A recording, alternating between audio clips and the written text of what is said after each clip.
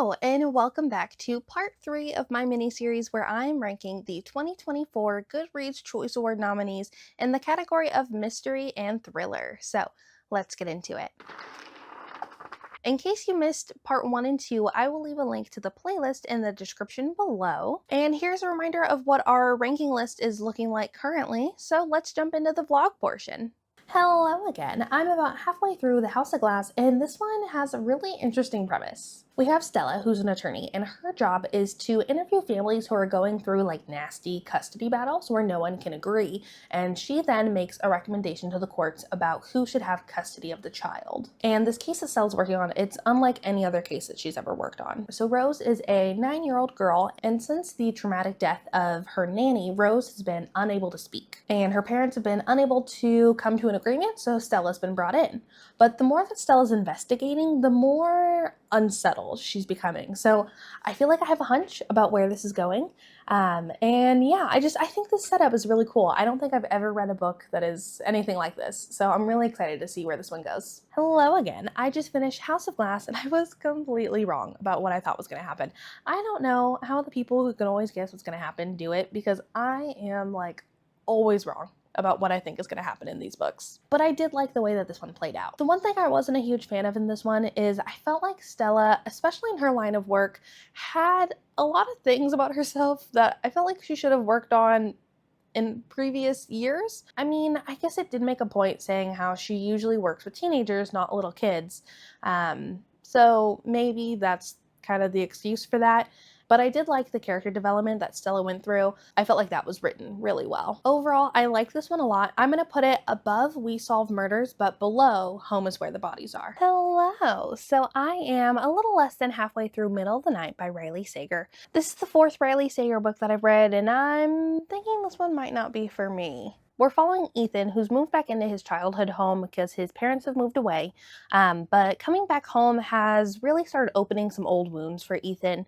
When Ethan was a young boy, his best friend went missing from his tent when him and his best friend were in Ethan's backyard camping. Ethan woke up in the morning and there was a slit in the tent and his friend Billy was missing, and Ethan had no recollection of what happened. And now, being back home in his childhood house, there's some weird things that have been happening, but I think I have an idea about what's causing it. Part of me is a little excited to see if I'm right, because I'm never right about these kind of books, but I have a hunch. So I will check back in with you guys once I finish this one. Hello again. Hopefully it's not too loud in here. It's currently raining. But I have finished Middle of the Night by Riley Sager, and this definitely isn't my favorite book by him. It's interesting. I've read 4 books by Riley Sager, and of those 4, 2 of them were 5 stars. And then the other 2, including this one, I just really didn't like. I don't know why. I was a little bored reading this one. And then when we got to the reveal, which I will say, I was partially right. I wasn't 100%, but I was partially right. So I'm taking credit for that. But we got to the reveal and I was just like, oh, that's it? Okay. Like, I don't know. It felt kind of anticlimactic. So I'm thinking for this one, I'm going to put it above the last one at the wedding, but below Not What She Seems. Hello again. So I busted out my filming lights because I know sometimes my office can get pretty dark. So I was just coming in to check in because I am about halfway through The Mystery Guest. So far, I'm really enjoying this one. I like Molly as a character. This was the only book that I had like homework to do because I hadn't read the first one. So I read the first one and then immediately read this one, and I think it's cute. I like this one so far. So in this one, we have Molly, who's a maid at this fancy boutique hotel, and this prolific author has rented out their tea room to make an announcement. But before he could do so, he drops dead.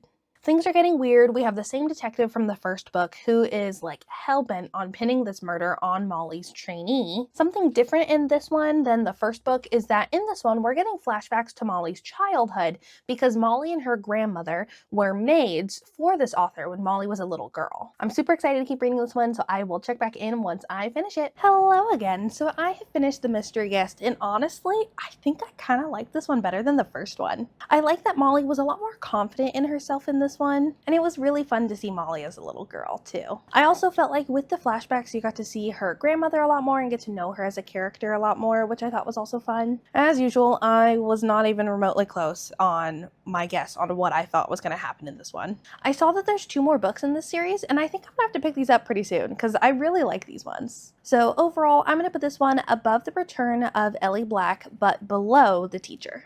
Hello again. So I am about halfway through How to Solve Your Own Murder, and I'm liking this one. I'm listening to this one on Audible, and in this one we're following Annie, who has been summoned by her great aunt Frances. Great aunt Frances is very well off and is a bit of a hermit. When Frances was a teenager, she went to this fair and had her fortune given to her, and that fortune teller told her that she would be murdered. And so now Frances has kind of spent her whole life trying to solve her own murder before it happens. And Annie's been summoned because Frances wants Annie to be her sole beneficiary, but Annie's actually never met Great Aunt Frances. But when Annie gets to the estate with some other extended relatives, they find Great Aunt Frances dead.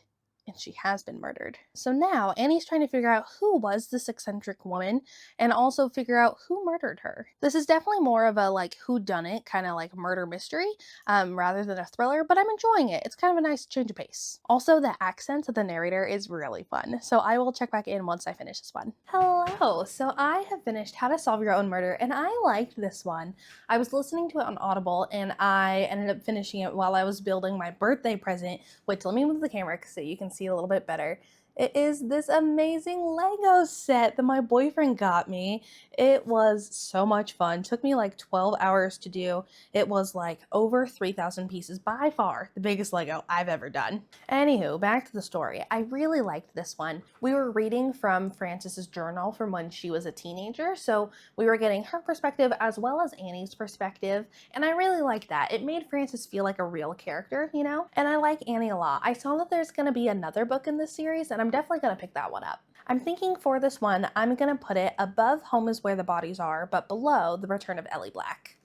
Good morning. So I'm about halfway through Listen to the Lie, and I am loving this one. I think part of the reason why I like this one so much is because I'm listening to it on Spotify, and it really adds to the experience because in this one, we're following Lucy, who 5 years ago, she became a suspect in her friend's murder. But Lucy can't defend herself because she doesn't remember that night because she also sustained a serious head injury and has zero recollection of that night. And so while there wasn't enough evidence to convict her, the court of public opinion thinks she's guilty. And now a podcaster has come to her small town and he's going around and interviewing all the townspeople, trying to see if he can solve this cold case. And it's so cool because you're getting to listen to the podcast episodes as if it's a real podcast. There's sound effects and the way it's recorded, it sounds like you're listening to an actual podcast, but it's part of the story. I just think it's so cool. I love the premise of this, so I'm really excited to keep listening to this one, so I will check back in once I finish it. Good morning. So last night I finished Listen for the Lie, and I loved this one. If you guys are going to pick this one up, which I totally think you should, I 100% recommend pick up the audiobook. It just makes this such a fun, immersive experience. I just thought this was such a fun idea about listening to a podcast. There's theme music and sound effects. I also really like the story. I liked Lucy. She's a little bit of a unlikable character. She has a very dark sense of humor, which I also really like. As usual, I was 100% wrong about what the twist was. And overall, I really, really like this one. I'm gonna put this one above First Lie Wins. And that is everything for today's video. Thank you so much for being here. Don't forget to subscribe. I post videos every single Wednesday, and I will see you guys next week for the 4th and final part of this mini-series. Let me know in the comments below if you guys have read any of the books that I talked about today. Let me know what your opinions on them are, and I'll see you guys next week. Bye.